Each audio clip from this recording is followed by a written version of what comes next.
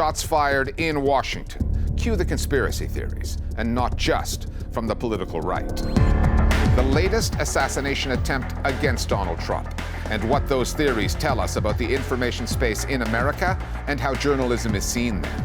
Reading the room in Vladimir Putin's Russia.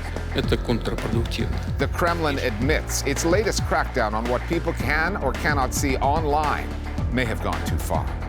Plus, Israel's multifaceted information war in Lebanon, the tools, the tactics, and the terrifying effect they have on the people targeted.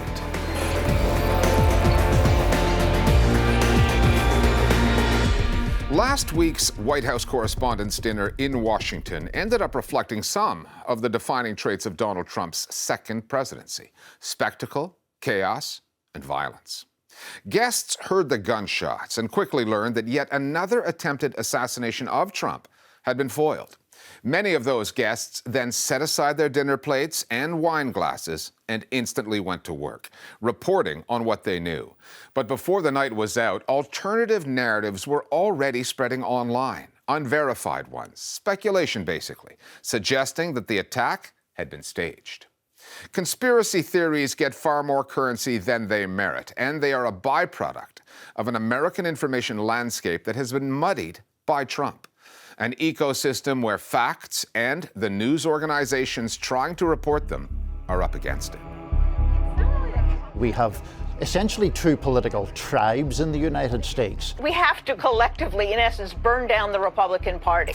Democrats have no in-between. There is no happy medium because there is no happy anything. They often disagree about facts. Republicans are doing something that is very dangerous to our society, and we have to acknowledge that. Democrats, remember, can't even identify a woman. Nobody is really trusted. And that is exactly why the general public has been increasingly tuning us out and turning towards these conspiracy theorists. Conspiracy theories have been a part of the American story from the beginning. But there's something else as well, the collapse of traditional media. Put all of those together, it's like a perfect storm of distrust. Americans have grown disturbingly accustomed to attempted assassinations of President Donald Trump. This past week's was the third in less than 2 years. The setting, the annual White House Correspondents' Dinner, was odd enough on its own. A black tie affair where the DC press corps mingles and trades jokes with the same administration that routinely vilifies it and calls the US media the enemies of the people. Then, when the sound of clinking champagne glasses was interrupted by gunfire elsewhere in the building, the partiers in the room went to work, reporting on the story, albeit while slightly overdressed. The White House Correspondents' Dinner is a terrible event. A president and an adversarial press on screen, but boy, you know, when they get into this ballroom, they all kind of get along and joke with each other, and then they're suddenly coming in their ball gowns or their tuxedos to appear on TV reports. The American people look at that and they say, well, this doesn't look very good. That feeds into the mistrust. We were talking about journalists swiping wine bottles off of tables, of journalists sprinting in their heels and their evening gowns to the White House press briefing room. And a lot of journalists did do a great job that day, but we have a tendency in the mainstream media here in America to turn the story on the press itself. So we went straight, as you saw, from being a dinner guest to being reporters, all in a matter of minutes. In the immediate aftermath, I mean, everything was all about the reporters. When that's really not what it should have been. The story should have been, how are we getting to the point where there are so many assassination attempts against the president? According to Donald Trump's Attorney General, and this may sound familiar, the media are at least partly to blame for that as well. And many people in this room, they're just as guilty as a lot of people on X. When you have reporters being overly critical and calling the president horrible names for no reason, the political violence and rhetoric has got to stop. I will have to stick up for the media here. The media is not flawless or perfect because it's comprised of human beings who are flawed and imperfect. But Todd Blanche previously served as a personal lawyer to the president and has climbed to his current current position primarily out of slavish loyalty to Trump. So that is the Trump administration seeking to delegitimize legitimate criticism, to suggest that there is something subversive about what is frankly just reporters doing their jobs. Perhaps there is some truth to what Todd Blanche has to say, but he's not taking accountability for the rhetoric that the White House puts out. We're going to go to the media company and we're going to say, national security, give it up or go to jail. The President of the United States has threatened journalists with jail for doing their jobs. There's just a lot of hypocrisy on all sides that frankly needs to stop. There have been calls, again, from both sides to quiet the political discourse, but there doesn't seem to be much of an appetite for that, at least online. Not compared to the conspiracy theories doing the rounds, that the assassination attempt was cleverly staged to garner sympathy for Trump, suggestions that racked up 80 million views on X in just 2 days. In fact, that kind of speculation is still circulating about the first attempt on Trump's life in July of 2024. Unlike the most infamous movement peddling conspiracies to any American who will click on them, the right-wing QAnon, these new theories are also coming from the political left, an informal alliance that has been branded accordingly as Blueanon. Regardless of the ideology behind the material such movements produce, the process is not to be confused with journalism.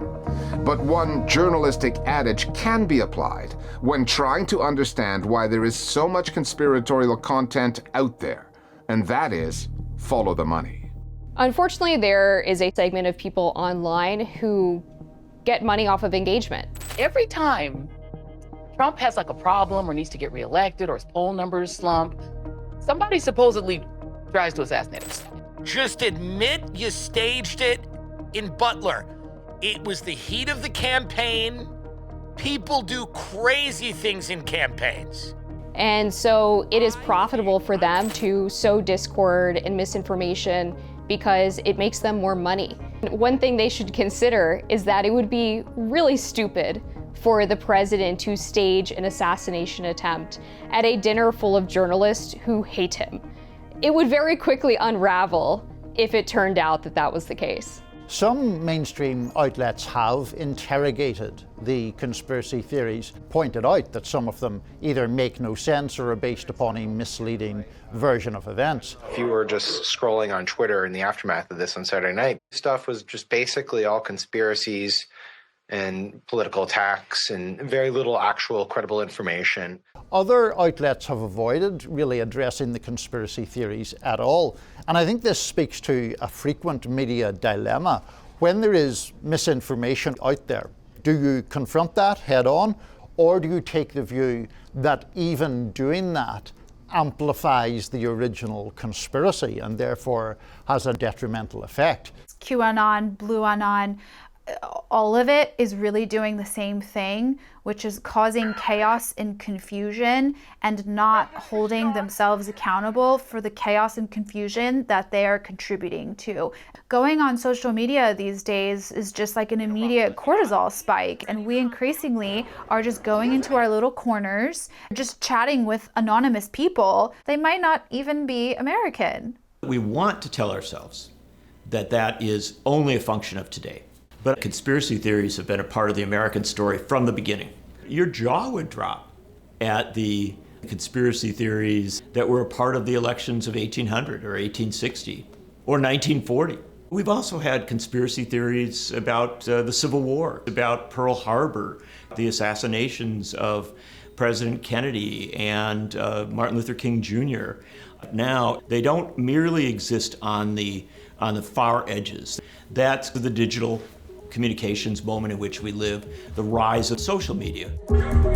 Which gains modern-day conspiracy theories audiences of a size they have never had before, lends them a prominence they seldom deserve, while eroding the trust the mainstream media used to have and creating a landslide of doubt that has helped bury their credibility. And those news outlets do not help their cause when they show up at a fancy dinner party in D.C., suited, booted, and looking like they are cahooted with the politicians they are supposed to hold to account. This is sort of the dirty secret of the Washington, D.C. media. As much as they criticize the president and vice versa, at the end of the day, a lot of their journalism is based on access to the people in power. And part of this access journalism is that attending the White House Correspondents' Dinner and being next to the president means that they might feel more favorably towards you and give you more access to what's happening inside the administration. Madam Chairman, I just want to say you did a fantastic job. What a beautiful evening. We're just in a situation where nobody is really trusted. The idea of broadcasting, the very word itself suggested that one could broadly cast a news report and have that widely accepted. That seems to be eroding all the time in favor of partisans believing partisan news sources. And when that happens in such a polarized climate, you inevitably get people completely disagreeing about what the underlying facts actually are. Vladimir Putin and the Russian government are out to restrict access to the mobile internet and strangle the country's most popular messaging app, Telegram. The ensuing uproar has forced Putin to admit the steps taken went too far. Ryan Coles is here with more. For years, Telegram has been the closest thing Russia has to a free press. Around 90 million users, roughly 2/3 of the population, rely on it for everything from messaging and online shopping to following journalists, government officials, celebrities, and even opposition voices. Telegram channels covering Ukraine, both pro and anti-war, give an unvarnished view of the war there. The app's popularity and the influence it has is why, since February, the FSB, the Federal Security Service, has been trying to throttle it. The state-built replacement, Max, is unencrypted, wired directly into the security services, and is pushed onto every phone in the country.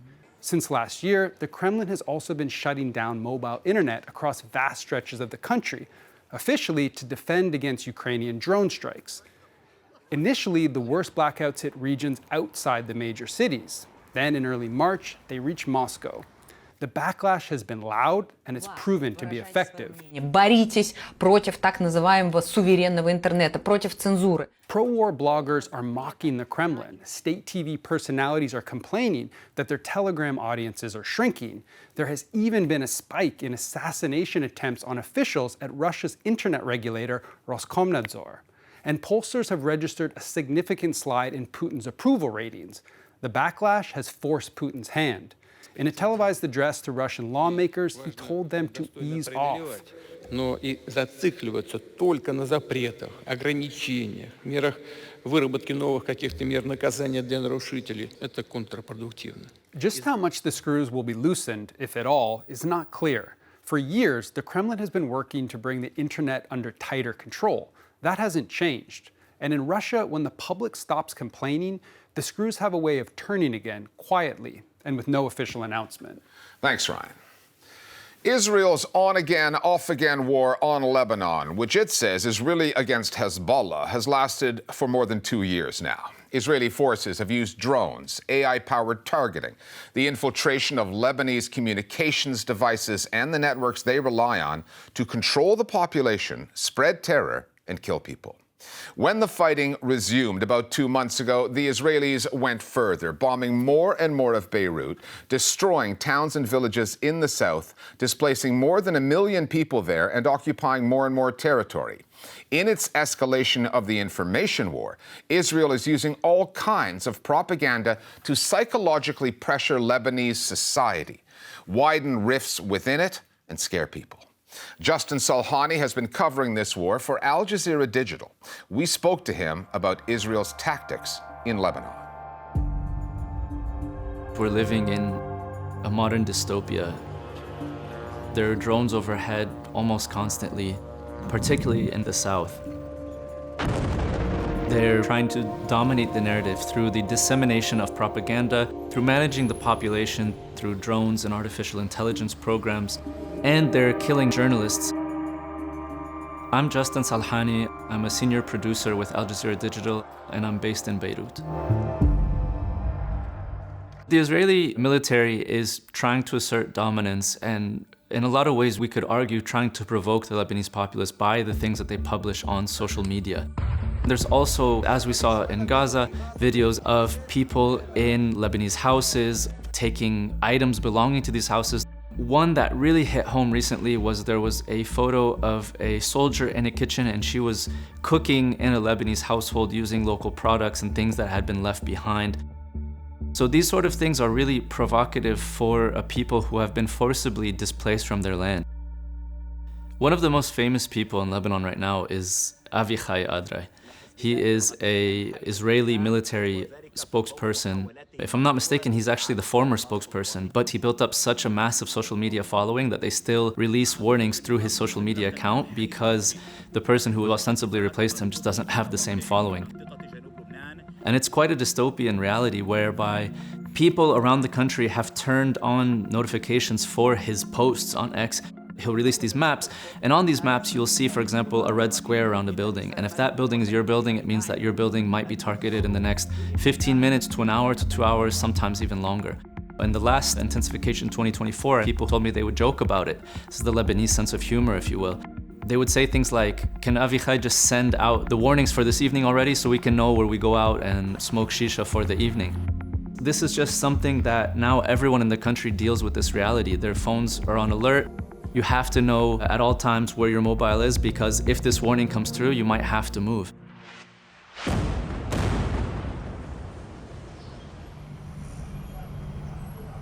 The way that Israel has been carrying out this war on Lebanon resembles, in some ways, Gaza. The south in particular, the level of damage is incredible. Buildings flattened, reduced to rubble and dust. They're basically uninhabitable. Obviously, they're hitting Beirut in a new and different way, taking down buildings in the center of Beirut. The level of fear has struck in people in a different way this time around. This is the Ain Lamreisa neighborhood. A building here was taken down by an Israeli strike on April 8th. It was a day where many Lebanese were confused over whether or not Lebanon was going to be included in the ceasefire between Iran and the US. That afternoon, the Israelis hit around 100 places in Lebanon within 10 minutes. This is one of those places. They hit a number of places in central Beirut without any warning. Some of the Israeli attacks can be quite precise, but this was not one of those. You can see the lives that people lived before the attack. Shoes, books, remnants of a TV, lives that were cut short. When you talk to a lot of people from South Lebanon, they'll tell you it's been 70 plus years that they've wanted this land in the south. They want the land, they want the water, they want to push the people out of it, they want to destroy it. It seems to be quite systematic. It's not just a short-term displacement, the effort is a long-term generational displacement. The biggest example of propaganda that we've seen so far was probably these leaflets that were dropped over Beirut. Essentially, these were leaflets that said the success of Gaza is now coming to Lebanon, and it encouraged Lebanese to rise up against Hezbollah inside the country. It's also interesting to think about where these leaflets were dropped. These weren't dropped over areas where Hezbollah enjoys great support anyways. Many people would argue this was a psychological tactic. Other forms of propaganda we can talk about are advertisements that have been documented asking people to give information to Israeli intelligence units. So there is this effort of propaganda to say that, you know, we are on your side against Hezbollah, as if Hezbollah is not a part of the Lebanese society. The Israeli government is trying to press on divides in Lebanese society through the rhetoric. אנחנו ממשיכים להכות בעוצמה את חיזבאללה, ואנחנו לא נעצור עד שנחזיר לכם את הביטחון. When Netanyahu says that they are trying to expel Hezbollah for Lebanon, or he calls on the Lebanese people to rise up against Hezbollah to save themselves. It's a means of trying to isolate the Lebanese Shia community away from their own government and from the rest of society. You also saw it when the Israelis warned villages in southern Lebanon not to host Shia Muslims. So they told them, don't host displaced people. It's not just don't host Hezbollah people or Hezbollah fighters. It told them don't host anyone from that sect. The Israelis have tried regionally, not just in Lebanon, but in Syria as well and elsewhere, to create this sort of culture of divide and conquer, of cutting people up based on their sectarian affiliation. Hezbollah is probably at an all-time low popularity-wise amongst the Lebanese population. There are internal divisions. There are people who want to push for better relationships with the Israelis, or at least some kind of peace deal, because they feel that the current status quo is not sustainable. At the same time, most people do not trust that the Israelis are working in Lebanon's best interest. So as much as the Israelis are trying to potentially cultivate allies, I don't think that there is much of an appetite for it amongst the Lebanese population.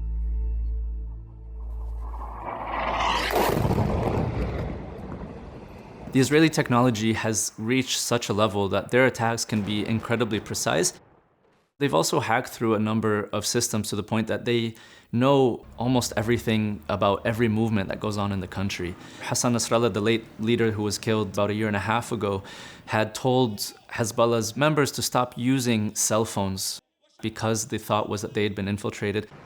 So right now it's quiet, but the drone was out earlier this morning, buzzing over our heads. If you go down this way, down the Corniche, and head up to a central part of Beirut, you have areas like Basta, Nuwairi, Khanda. These areas are where apparently Hezbollah had asked to shut down security cameras because they were worried that they were being accessed by the Israelis.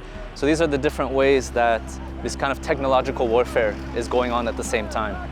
Using things like drones, AI, hacking, these sort of tactics to make the Lebanese turn on each other or to, go after Israel's enemies. Israel has acted with total impunity, of course in Gaza and now in Lebanon as well. They've killed medics and first responders regularly. They've targeted them in double and triple tap strikes. We've seen journalists killed. It started off with the killing of Aissam Abdallah in early 2023, right after the start of hostilities. That led to a change of calculation of how journalists in Lebanon work. Killing the truth is one of the first things that leads to owning the narrative. And so when you've killed a journalist right away, suddenly the calculus of what risks journalists will take changes. Just last week, a Lebanese journalist, Amal Khalil, was killed in a double tap strike. When Lebanese first responders from the Red Cross tried to reach her, the Israelis prevented them from getting close to her and she ended up dying. Amal Khalil, Ali Sha'ab, these were people who were regularly on the front line. So what Israel has done here is erased a reference point for so many people. Thanks for watching. Leave us a like or a comment to let us know what you thought about anything we covered this week. The links to our social media and our newsletter are in the description. That's where you can follow us for updates from the show.